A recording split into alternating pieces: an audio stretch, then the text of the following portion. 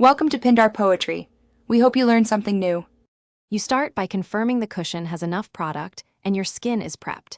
This affects finish and coverage. Once done, cleanse and apply a light moisturizer or silicone-free primer so formula adheres evenly.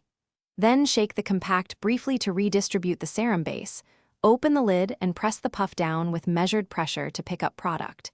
Do this 2 to 3 times until you see even color on the puff. This prevents blotches and ensures predictable coverage. You'll now apply using a tapping, bounce motion to deposit product rather than dragging it across skin.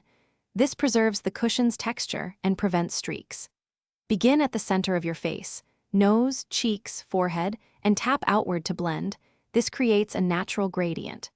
Once the first layer sets, assess coverage and add another light layer in half increments where needed, such as under eyes or around the nose, because building slowly avoids cakiness and keeps the glow luminous.